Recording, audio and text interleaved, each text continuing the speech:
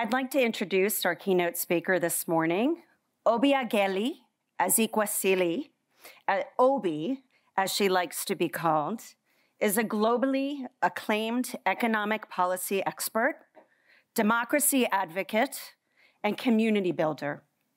She is dedicated to advancing transparency, good governance, and inclusive political leadership across Africa and beyond. As a co-founder and pioneer director of Transparency International, she helped shape the global fight against corruption, while her tenure as Nigeria's Minister of Solid Minerals and Education was marked by transformative reforms. Obi also served as Vice President for the Africa region at the World Bank, driving sustainable development initiatives continent-wide. Her passion for building community is central to her work. She founded Human Capital Africa and the School of Politics, Policy, and Governance, institutions designed to nurture a new generation of leaders committed to citizen-centered governance.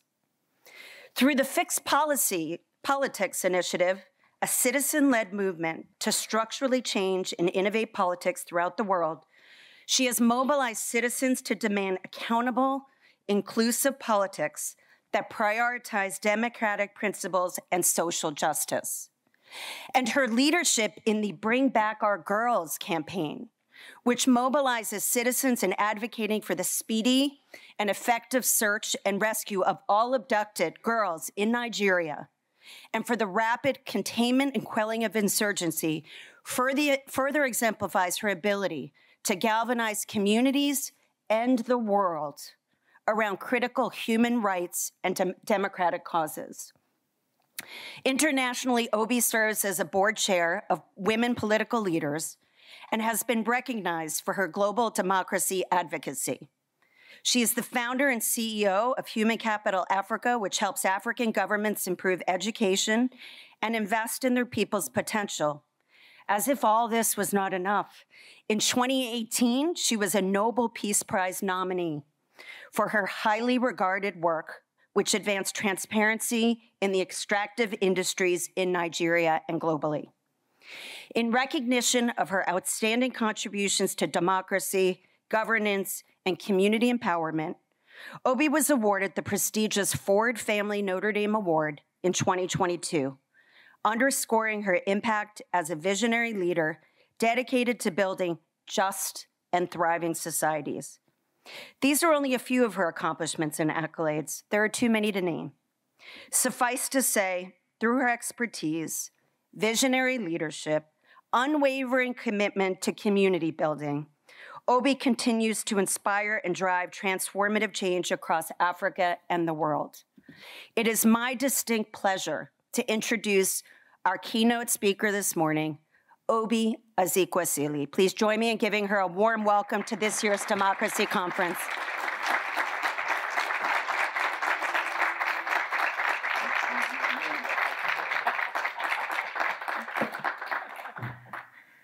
Good morning, everyone.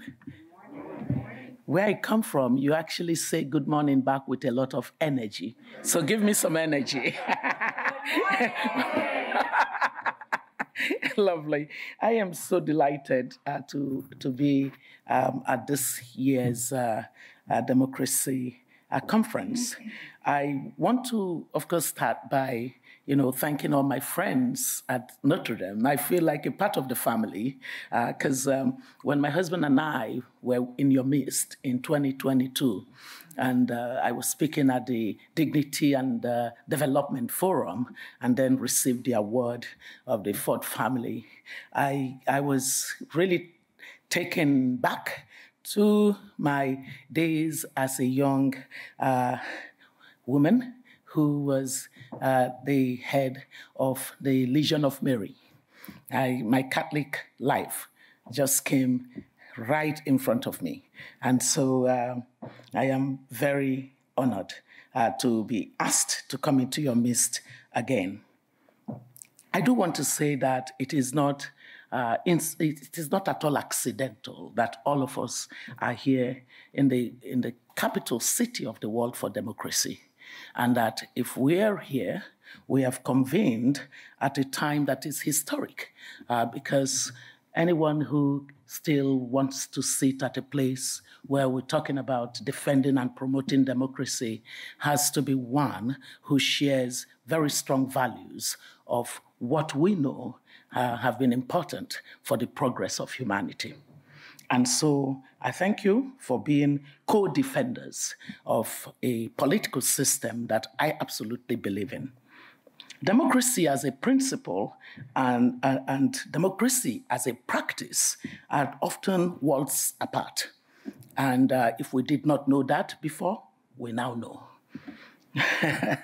Despite sharing the same fundamental ideas, democracy as a principle embodies ideals such as political equality, freedom, and the collective will of the people.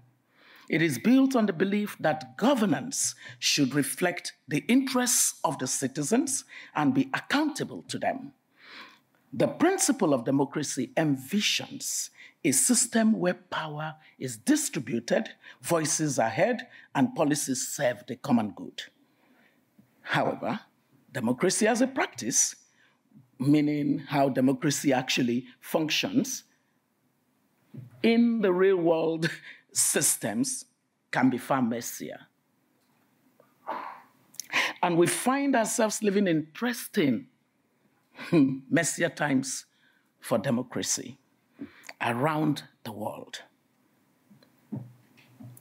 Ladies and gentlemen, as we find ourselves living in these times, we realize how so much of the vagaries that assault democracy at different gradations are influenced by political institutions, economic structures, historical contexts, and human nature.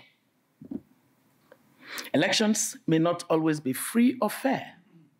Political polarization may hinder cooperation, and special interest groups often exert disproportionate influence. And we know that all of these come together in the manifestation of our theme of executive overreach. While democratic principles promise inclusion and transparency, practical realities are often leading to voter suppression, misinformation, or corruption. The gap between democratic ideals and democratic realities means that societies must constantly work toward improving participation, accountability, and institutional integrity. Democracy isn't a static achievement, but a process that requires vigilance. And as I said when I asked the question yesterday, eternal vigilance, which is a costly process. It is a process that requires vigilance, eternal vigilance. It requires reform, and it requires full engagement by the people. Despite democracy's imperfections, the practice of democracy remains essential for ensuring the principles on which it stands. In emerging and mature democracies, we have seen the steady expansion of executive power, often justified under the guise of urgency, national security, or political stability. But what begins as a temporary necessity oftentimes becomes the entrenched authority. When the executive branch exceeds its constitutional mandate, it undermines the independence of the judiciary, bypasses the legislature, suppresses the press, and stifles civic voices. Democracy is hollowed from within.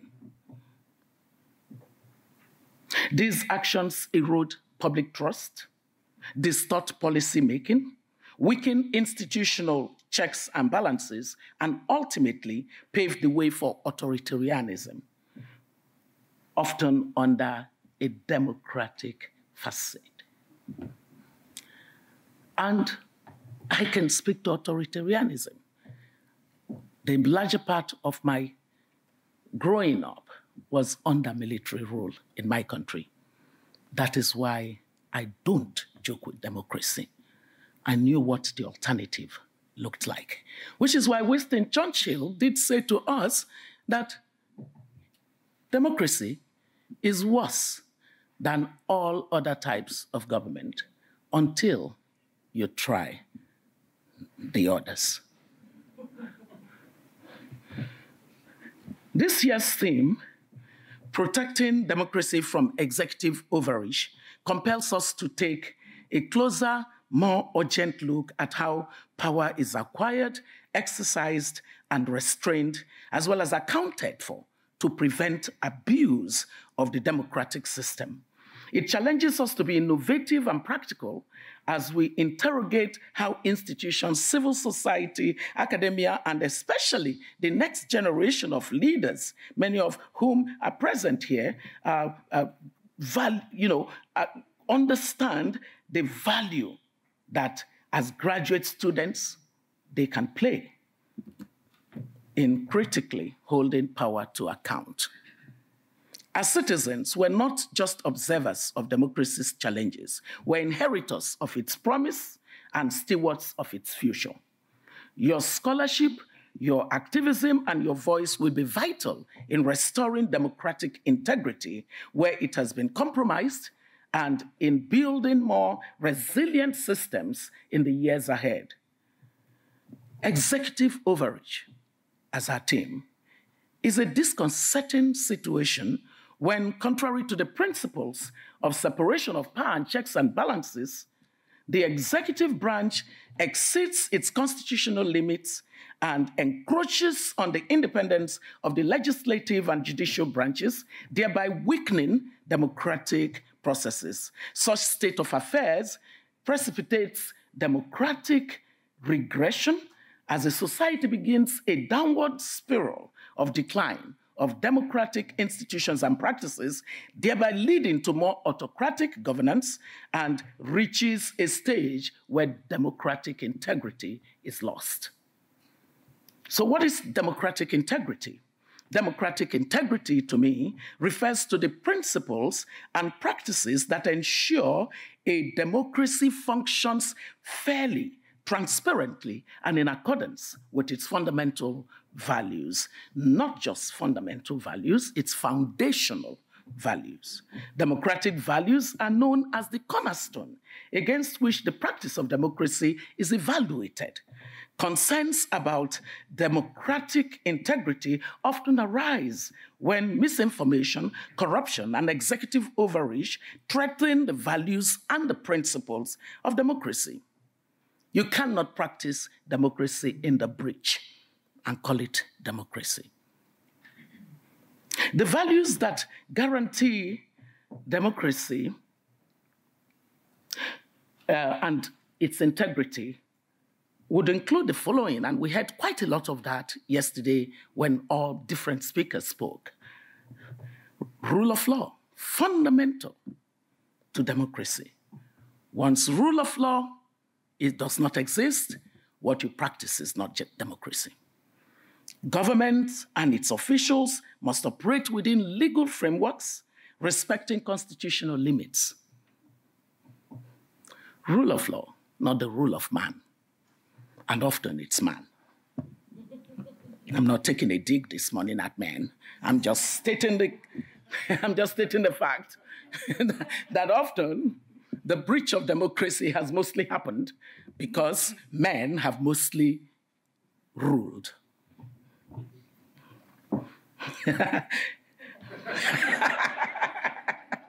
I chair the Women Political Leaders Board. So every podium I step onto, I try to make sure that I am recruiting the men to allow the space to be equitable and equal. The second value that democratic integrity really portends is free and fair elections, electoral processes that must be transparent, accessible, and free from manipulation. And accountability. By the way, on this second thing about the free and fair elections, it shocked the world that the United States began to cast doubts on its. It was shocking. Accountability as an important value.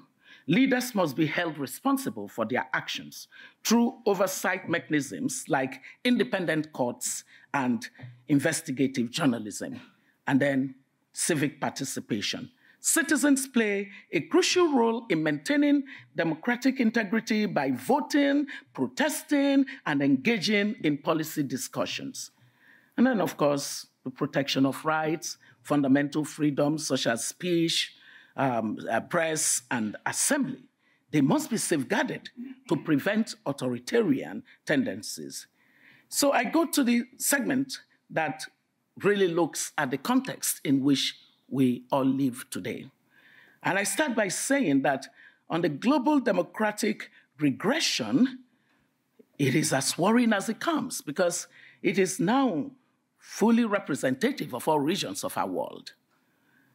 In recent years, we've witnessed a troubling global trend, systematic consolidation of power by executive leaders at the expense of democratic norms and institutions. From Hungary to Turkey to El Salvador to Venezuela to my country, Nigeria, and many other countries on the continent, elected officials have manipulated constitutional frameworks and legislative majorities to undermine the checks and balances, silence dissent, and entrench their authority.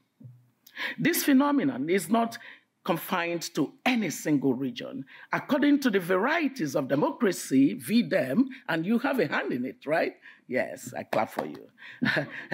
More than 70% of the global population now lives under autocratic regimes, a stark regression to levels of democracy not seen since 1985. Even established democracies are not immune. The United States, for instance, has experienced a notable decline in its liberal democracy index, dropping from 0.86 in 2010 to 0.73 in 2020, as per the VDM 2021 report. Now, what's the context of democracy for my own continent? Well, turning to Africa, the continent presents a complex tapestry of democratic progress and setbacks. While nations like Ghana and Botswana have made commendable strides in consolidating democratic governance, others have experienced democratic backsliding. The manipulation of electoral processes, suppression of civil liberties, and the personalization of power have become distressingly common. However, it's essential to recognize that Africa's democratic aspirations are deeply rooted in its history and cultures. And this is part of what is often discussed on the continent, where some would say that democracy is alien to Africa. No, it isn't. We have democratic practices as the way of governing communities in Africa before Western liberal democracy made its way to us. It is not alien. Afrobarometer is a very important intellectual work by Africans on democracy. And its latest report, titled African Insights 2024, Democracy at Risk, highlights key trends in democratic governance across Africa. And these are some of the main findings and this is really all data, because frankly speaking, we will win the war against democracy by being as data-driven as possible in showing that democracy must be protected and democracy must be defended. I always say that in God I trust. Every other person must bring data. And so a certain gentleman who was part of IBM in its early days owns that quote, and I love it. Support for democracy broadly remains strong in Africa, with 66% of Africans reporting a preference for democracy over any other system of government. Large majorities reject one-man rule. 80% of Africans reject one-man rule. 78% of Africans reject one-party rule. And 66% reject military rule. However, support for democracy has declined by 7 percentage points over the past decade, with sharp drops in South Africa, minus 29, and in Mali, minus 23 points. Meanwhile, with at least 10 military coups on the continent since 2020, opposition to military rule has weakened by 11 points across 30 countries. For example, in Mali and Burkina Faso, support for military intervention has increased by 40 and 38 points, respectively. More than half of Africans, that is 53%, are willing to accept a military takeover if elected leaders abuse power, which that's a code name for executive overreach, with our focus, which is our focus at this conference. On democratic satisfaction and governance, only 45% of Africans believe that their countries are mostly or completely democratic, with only 37% saying they are satisfied with how democracy works in their country, which is a significant decline of 11 percentage points over the past decade. Satisfaction has dropped significantly in Botswana, minus 40 points, and Mauritius, minus 40 points, South Africa, minus 35 points. Then African citizens, especially the famous Gen Zs of our continent, yearn for elusive public accountability. Growing majorities demand government accountability and adherence to the rule of law. Support for presidential term limits, multi-party competition, and media freedom remains quite strong. However, trust in elections has declined by 8 percentage points, although most Africans still see them as the best way to choose their leaders. The Afrobarometer report suggests that strengthening local government integrity and official accountability will be crucial for Africa sustaining democratic support. How is my country, Nigeria, faring in all of this?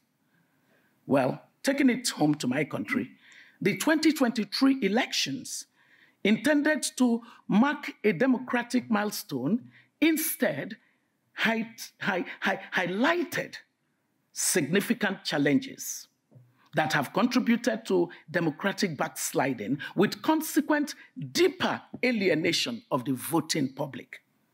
Voter participation, which has been steadily declining after the all-time high of 60%, when after 29 years of military rule, we transitioned into the fourth republic of our democracy, has now petered in the decline.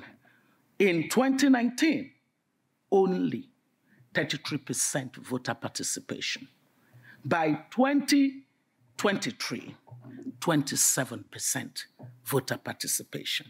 How can anyone elected by only 27% of the voting electorate even be called one with legitimacy? The election was marred by widespread irregularities, undermining public trust and revealing systemic weaknesses. So the impact of this democratic backsliding means that there is erosion of electoral integrity. The independent only in name, National Electoral Commission, INEC, faced criticism for operational failures, notably the malfunction of the bimodal voter accreditation system. It was by making that fail that election irregularities worsened the distrust of our citizens for our elections. And what really pained me as a person the most was that I saw how the younger generation, the millennials and the Gen Zs, were excited about the 2023 election in Nigeria. And when that erosion of the integrity of elections happened, data shows that whereas only about 1 out of every 3 wanted to vote with their feet and go abroad before 2023, when 2023 elections came out the way it did, with widespread irregularities, the number jumped to 7 out of every 10. It is costly to not uphold democracy. It is too costly. These issues compromised transparency and fueled allegations of result manipulation, particularly in opposition strongholds. Voter suppression and violence was another thing. It was unbelievable. People were really beaten up for daring to come near the voting stations, simply because ethnicization of power became a part of our democracy. We rolled back so many decades, unfortunately. It undermined public trust so badly. The combination of the technological failures and the electoral violence eroded citizens' confidence in the democratic process. Observers noted that these shortcomings challenged the right to vote and damaged trust in INEC. So much so that some of our citizens began to envy our smaller neighbor, Niger, for militarization. I never thought it would happen. Ladies and gentlemen, state capture of independent institutions was the reason that could happen. So democracy had turned on itself and become state capture. The judiciary was captured, and what politicians started saying about the judiciaries, when they have fraudulently been named winners of an election with so much irregularity, they would say to their opponent, who was the rightful winner, go to court. Why? Because the court became the selectorate, was selecting the winner. Many Nigerians today believe that the judiciary does not treat all Nigerians equally, with only 28% agreeing that the system is fair. As Nigerian judiciary has begun to play a crucial role in election-related matter, in fact, expanding the scope of expanding its role in elections, what citizens have said is that the judiciary can only 29% of our citizens now have confidence in the judicial system. That is a tragedy. 71% of Nigerians say they don't trust our judiciary. It was, even under military rule, we did not have this disastrous situation.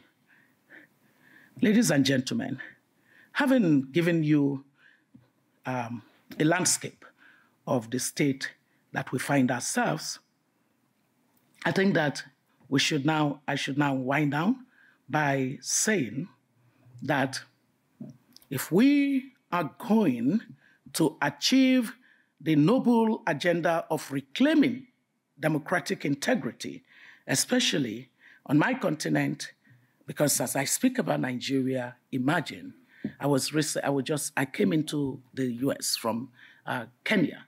The young ones were saying exactly the same thing about the institutional integrity issues of democracy in their country. So with that being the case, we must make this an urgent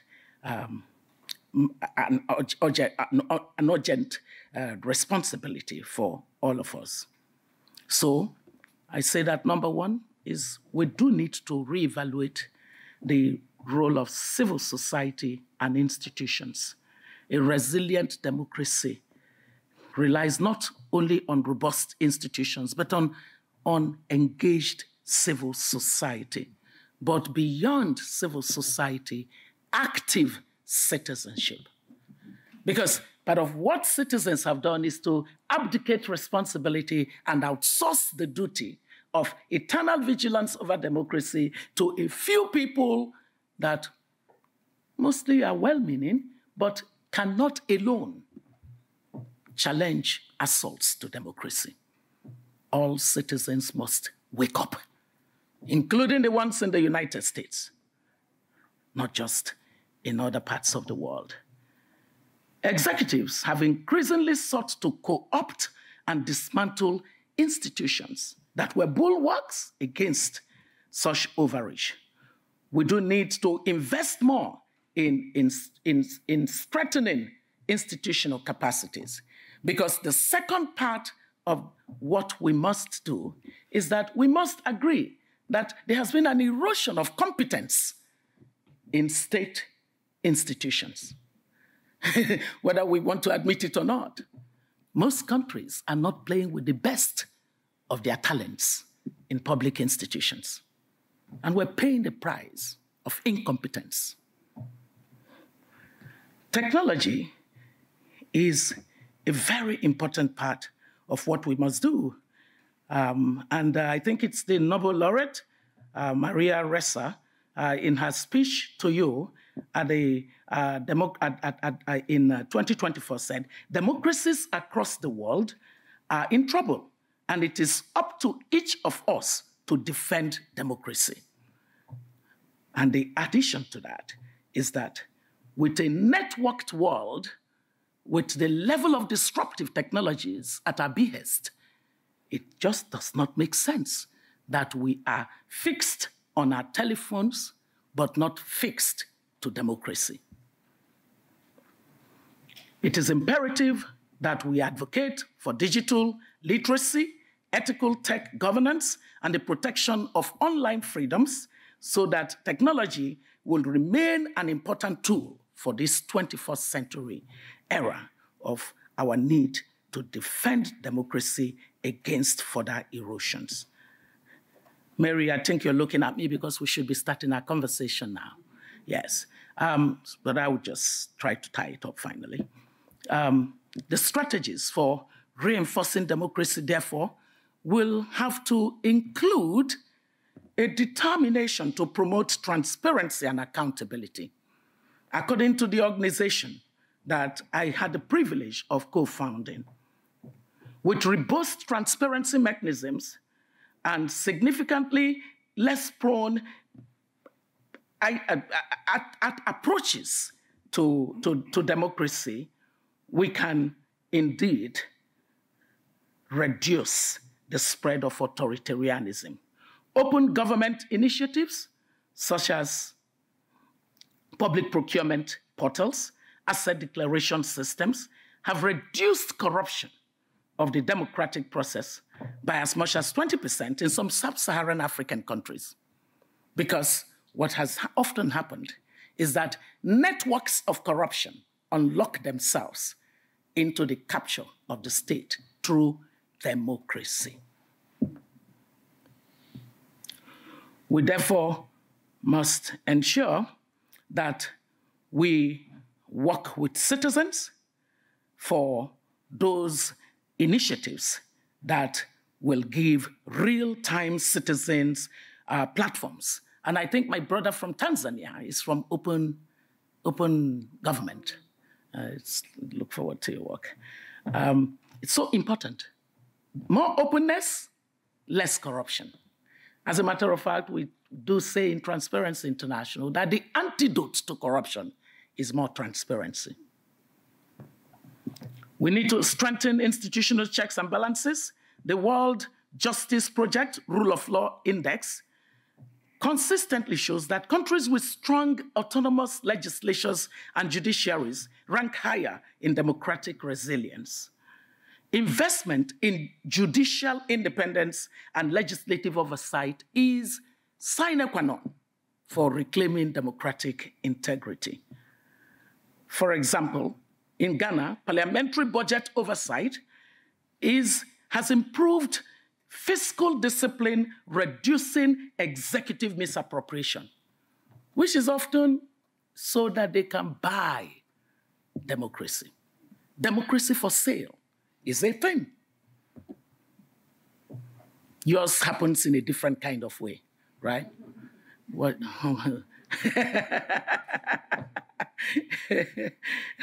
Empower civil society as much as we can, because this is key to the citizens getting themselves back to the center of democracy. There is no democracy without citizens at the center of it. I want to end on the note that I was so troubled about the state of democracy on my continent that I decided to run for office. A lot of people, when they heard I was going to run for office, were laughing. Why were they laughing? Obiageli Ezekwesili is known to be too candid to be a politician. Nigerians gave me the moniker, Madam Due Process. It was for a reason that I was called that. And so to think that I was going to pick up a political party form and run for office, Nigerians just started laughing.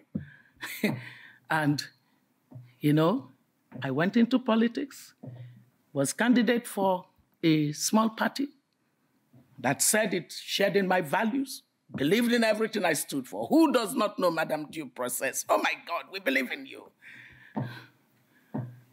Turned out that they were just a smaller version of the two dominant parties that I called the Siamese twins of bad governance. It didn't take long for me to know that it was either I defended my values, long given to me by my parents, or I swam in the mud with them. And so I decided that it was better to defend my values. And 3 weeks to the election, embarrassingly, I looked at the country and I said, I am no longer running. I was already on the ballot. I chose my values.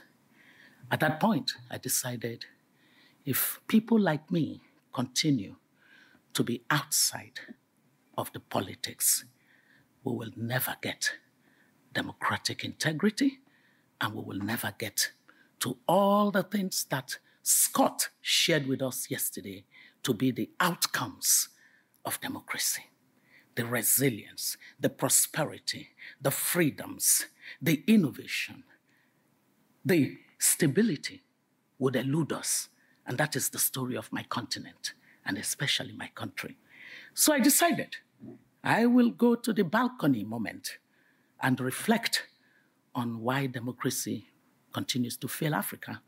And that launched what I call the Fix Politics initiative that we're doing across the continent today.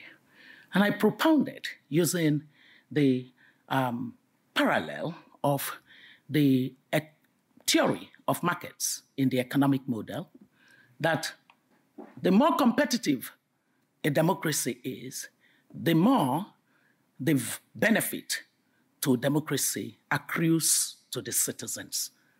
Just like in a competitive model, a more competitive market produces more welfare for the citizens, for the customers. Whereas a competitive market for a product may not concern everybody. Not everybody consumes that product. And so when monopoly happens in that market, it doesn't destroy everybody. Even then, in that model, the regulator steps in and says this is dangerous for society, and they correct the distortion to monopoly. But do you know what is worse? Political or democratic monopoly. Because when that happens, it is not a few consumers, it is everybody, and especially the weakest amongst us. So the danger of monopoly democracies came true in my analysis. And so using the same economic analogy, I was able to say that there are three important pillars that must be corrected in order to get a country that has departed from democratic principles and breached those principles through bad practice of democracy. To get it back to a place of transformation, you must apply what I call the triangular pillars of democracy restoration. It means that you must, in fact, one, look at the supply side of your democracy and imagine that the current suppliers of democracy will always act like monopolists. They have no incentive to give you anything different. So what do you do to monopoly suppliers? You find another pipeline of suppliers different from what they are introducing into the market space. And so we decided that our different supply line would be the training at scale of a new cadre of politicians that embody the values of democracy.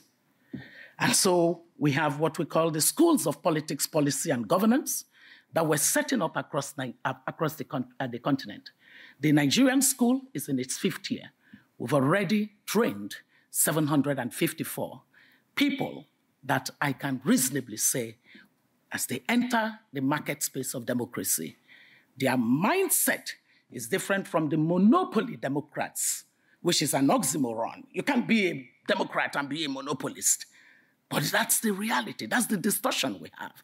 So we train them at scale, and we find them in the politics that they never were interested in before, when as solitary actors they entered and barriers were put against them, like I went through. We have 754. In the 2 years of starting the school, 55 of our students out of the 230 that we had trained at that time picked up forms for the first time and ran for office. These were people coming from the best of schools around the world. These were people with track record of values. We have to renew democracy. It cannot be easy. It does not stop at conferences. There's work to be done. We have to take it on. The monopolists ain't joking with us. We should not be joking with them. And so we set up this school. And today, we have also set it up in Senegal. In Senegal, the first graduation class, 4 of our students ran for parliamentary elections. 1 of them won, 2 of them didn't win. They became advisors to the parliament. 1 was named the Director General of the refinery of Senegal. We must replenish democracy with a different set of mindset. Our program is so rigorous. It's like the Navy SEAL program. We want to bend you, because if you will not bend in our program, there is absolutely nothing that you see in government that will make you forget that integrity is not complete until it is consistent. Yeah, we train for competence, but we train especially for character. Ladies and gentlemen, let's not deceive ourselves. Democracy is in trouble around the world because of the values erosion that happened in our systems. It wasn't the systems that eroded themselves. The individuals' loss of values eroded democracy. If we're going to change it, we better put character at the center of the training, so that with character, we layer on competence, and then we layer on capacity to solve complex problems. That's what we're doing. I was in Nairobi because the Nairobi school, the SPPG, Nairobi, Kenya, is also starting. The admission process is what we have launched. We're going to do this in as many countries as possible because it is time to attack the root cause of democratic erosion. People who erode the resources, the public good, will erode democracy. And if we keep acting like we are without any power against them, then long shall be our tragedy. The second part is the empowered and engaged electorate, to make sure that the electorate elevate their influence over political outcomes. The electorate can't get into a pity party. Politicians don't own democracy. The citizens own democracy. And it is time to assert that ownership again through all kinds of engagement with the citizens. And then a reformed and robust electoral system, making sure that we push for the reforms that are very important to ensure fair competition in democracy. My conclusion is, let this gathering not end here, because it won't be sufficient for it to end here.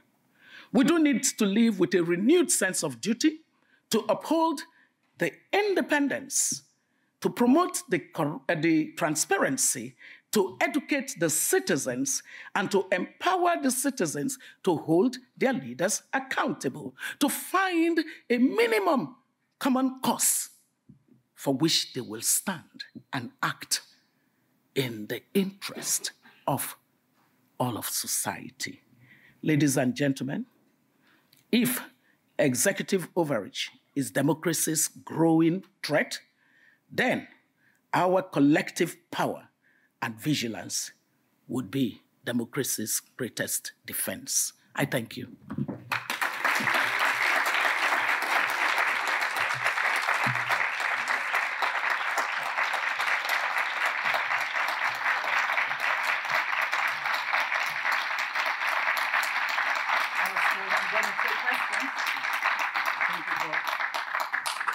Thank you for this wonderful talk, Obi. I think we have 15 minutes to ask questions.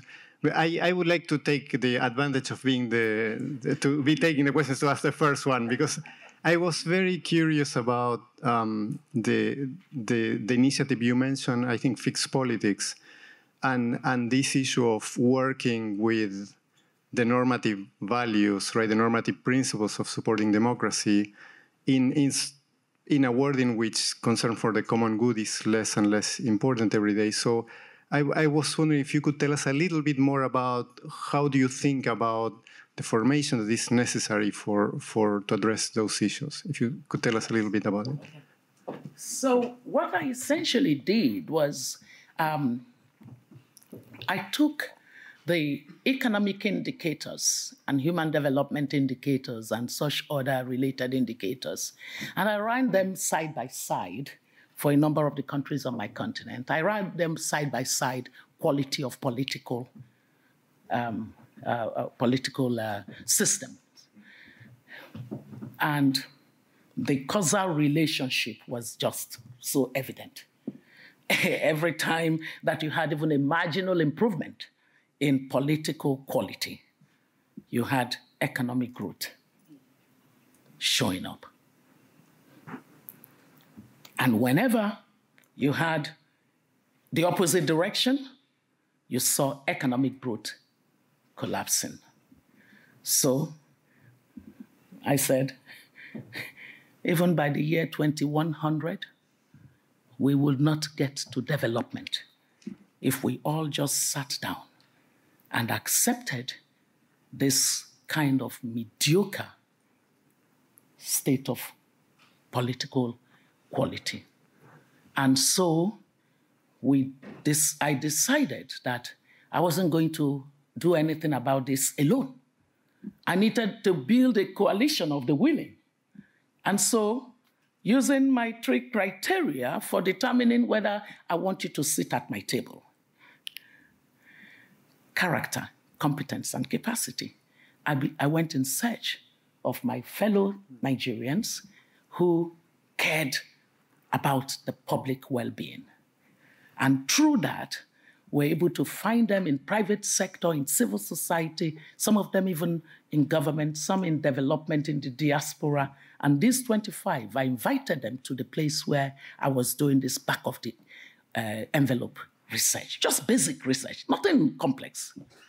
But I just used the economic framework to do it, to analyze it, and to call it the triangular pillars of democracy: the demand side, the supply side, the regulatory context. And 25 of them showed up and listened to what I was finding. And I said to them, we can pray until the second coming of our Lord Jesus Christ, but the prayers will not give us the economic growth, the prosperity that we need, because we are a country and we are a continent that has no business in poverty. It's a paradox of plenty for the continent to be poor. And so I said, it's time for us to get to work. Are you ready to work?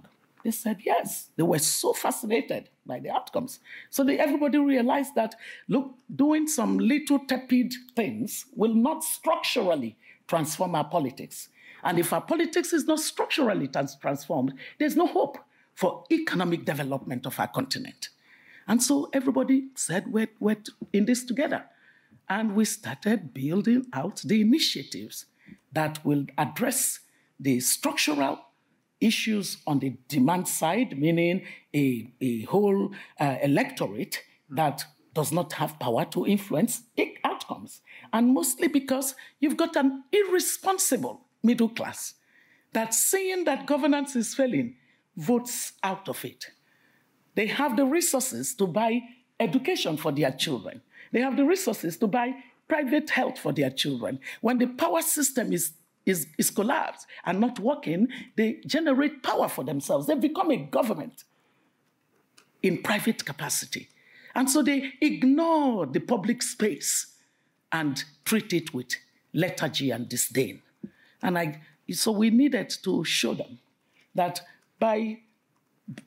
ordinarily, the level of effort you put into your work should put you at equal productivity outcomes as your equivalent in a place like Singapore.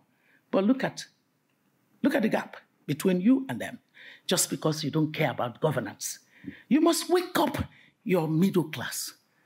Some of them that did not care about government, is government not hurting them now? It is hurting them. We must use data to speak to our middle class and tell them the foolishness of ignoring politics and the common good. And then the low-income class, we spent time looking at their problem. These are people who live for a day. So any kind of sale of their vote gives them incremental income on the day of election. So our low-income group, very, very faithful toward the elections. But it is only because of transactions. They have become cynical because they have not seen any development, any material improvement in their own well-being every electoral cycle. Because of that, they sell their vote. Entirely rational, because they say, we're not seeing this man again until he comes in the next electoral cycle for our vote. So we might as well just take whatever he can give us today, because they live for a day. So all of these kinds of things enabled us to build the initiatives addressing the different types of electorates that we have.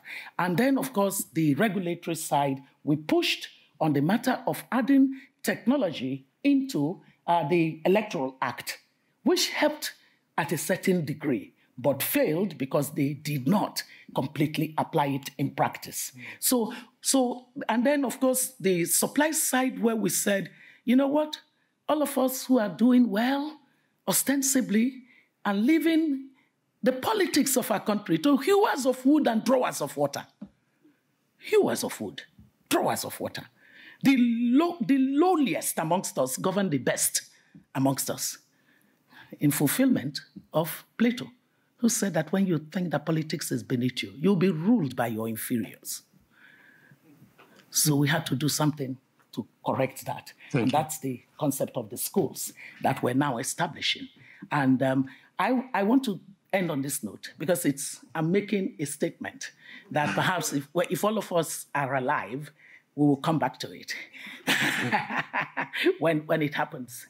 I believe that the way that the citizens are taking this initiative in the countries that we're carrying a message to, that it will come to a time when the quality of political and public leadership across the world is evaluated and surveyed. African countries will be at the top, and I'll be looking for America if you all don't join us somewhere at the wrong neighborhood. But I love America, so you shouldn't be in the wrong neighborhood. You should also renew the quality of the actors in your political system. Thank you.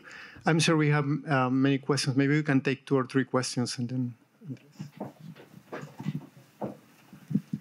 Thank you for a very inspiring and moving talk, despite the bleak landscape of democratic backsliding in Nigeria and Africa has been very, very inspiring. So allow me to suggest a change in your moniker to Madame Democratic Integrity may be more fitting. And perhaps we can think of a prize of democratic integrity every time we have one of these conferences, because it's been very welcome.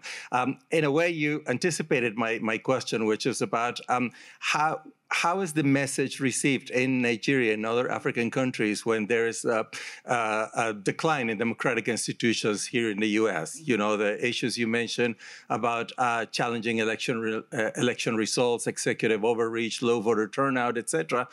Is there a disconnection in Africa in saying, okay, then if that is the example, why should we bother? Or is there a double down in saying we must come up with our own efforts to level up and raise the level of democratic engagement? Yeah, I really like this question.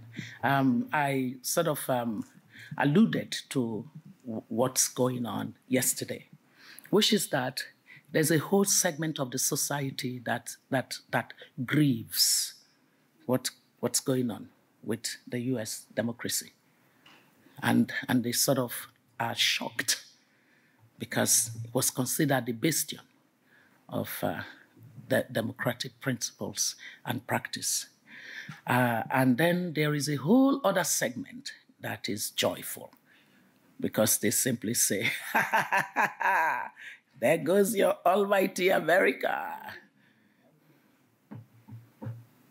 And that is not good. So I really appeal that your society should find a common ground for saying we're all Americans, and no matter what, we cannot be a bad example to the world. On the matter of democracy, seeing the data that I showed you, the young people of our continent are growing in an era of technology. I often say that there are 3 compelling drivers of Africa's transformation. The only thing holding us back right now is all we have been speaking about since this conference. It's about the quality of governance, occasioned in democracies by a decline of democratic principles and practices. But the young ones know that open systems give them the opportunity for creativity, for innovation, for being more productive, for being networked, for achieving scale. So they really want to defend this. They fight for democracy all the time. And that will be what counters this idea that democracy is a failure, simply because even the ones who invented modern democracy are disavowing its values and its principles. So don't do that. You owe it not just to yourselves, but to the rest of us in the world, that we should all defend and promote democracy. The troika that will compel Africa's development, the young people, the women, and technology. And that's what's helping to push us in the direction of defending democracy. I think we have a question in the back. Thank you. Good morning, Vivian Lowry Derrick, the Bridges Institute. Vivian is my friend. An NGO to help strengthen African governance and democracy. So, Madam Obi, my friend, and Madam Due Process, I'm going to add, as the previous speaker did, Madam Democracy Defender. I just so appreciated your calling us out as the U.S., because we've been talking about this in one of Bridges' projects for the past 5 years. And so it's important to have the voice stated that what we do here and how we fail has implications globally. I was heartened by your activism and the school that you started. So a couple of questions about that. One, how did you choose the countries that you're going to be involved in? And two, is the private sector involved in a major way? And then my second question is about civic education. 47% of Americans do not know that we have 3 branches of government. So we need civic education here in a major way. And there's some African countries that have civic education inscribed in the Constitution, like Botswana and Tanzania and Ghana. And so I'm wondering how you're working to improve civic education as well. Thank you. So thank you. Thank you. So quickly, on how we choose the countries, Nigeria had to be one of those countries. No conflict of interest at all. and then we had to look at French-speaking Africa. Which of the countries has shown so much good credentials in terms of citizens' engagement of their democracy? Senegal. So Senegal became the second country in West Africa. And then we looked toward East Africa and we said, where is this incredible political consciousness that citizens are showing in East Africa? It had to be Kenya. Sorry, my brother from Tanzania. When you guys wake up, we'll come. And then we said, where again shall we go? And we decided Zimbabwe. So we currently are working with Zimbabweans because what we do is that we've designed a replicable model. So I don't go to Senegal and I'm the one doing. By the way, in the Nigerian school, for example, we've got 94 honorary faculty. Some of them are teaching out of Yale, Harvard, Sussex, LSE, Haiti School of Governance, and such kinds of institutions. We have 94 faculty, honorary faculty. That's because I want a low-cost model. I don't have any money. So the low-cost model, we have these people as academics, practitioners. One of the persons that teaches in the school, for example, was the last Guinean ambassador to the United States, who in his earlier incarnation had been the governor of the central bank, been the minister of finance, been Guinea's minister of minerals, and been now ended up as ambassador. He's also an academic. So he brings practitioner role. And we're teaching on the basis of what solutions would a new cadre of politicians with the values anchor that be solving in each of their countries. That's what we convert from the studies into curriculum. So you have to go through 144 course topics to graduate from our school. And these 94 honorary faculty teach at the highest quality of knowledge. And so we're very delighted with the experiment. We call it a public leadership laboratory initiative, and we're carrying on with it. So this is how we chose the countries. Private sector, because interestingly, a lot of the people who are applying to our schools are coming out of private sector. Mid-career private sector business owners who are saying, I'm tired of waiting till the cows come home for quality of governance to improve. It is hindering us, and some of us must take the plunge and correct the state of public governance in our country. So that makes us enormously happy. Civic education, if the demand side that I talked about of the electorate, it is a lot of bundling for the low-income class. We bundle our literacy, political literacy program with any of the economic empowerment programs that anyone is doing. We're saying to them, don't just say you're empowering the young people and then you're going to give them some money. We want to layer on political literacy to your program. So the design of development assistance, the design of philanthropy, social responsibility and things like that, we are changing it. Because you keep people coming to get little stipends without telling them the power that they have in a democracy. You're going to just keep them fish dependent for life. So we're now bundling economic agenda with political literacy for citizens. And then, of course, in the middle class one, they don't need anything from us other than information that speaks to their self-interest. You know what is interesting? Everything that I said in the study has been happening to our middle class. A set of bad policy choices, and suddenly we have many more of our middle class sliding into poverty. They once thought that poor governance would not touch them, right? That's why the number went from 1 out of every 3 wanting to go abroad to 7 out of every 10 wanting to go abroad.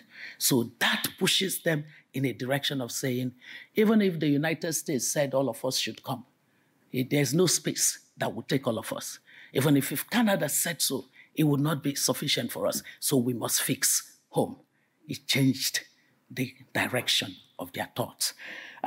So those are the 2 questions I was asked. Thank you. This is a very impressive initiative, and I hope we will be able to collaborate in some form. Thank you so much. By the way, I taught fixed politics as a course as a senior fellow at Yale University to the graduate students. Yeah, it's very important. Thank you so much for your presentation today. We have about 20 minutes for a break, and then we will reconvene with our next panel. Thank you. Thank you very much. Thank you.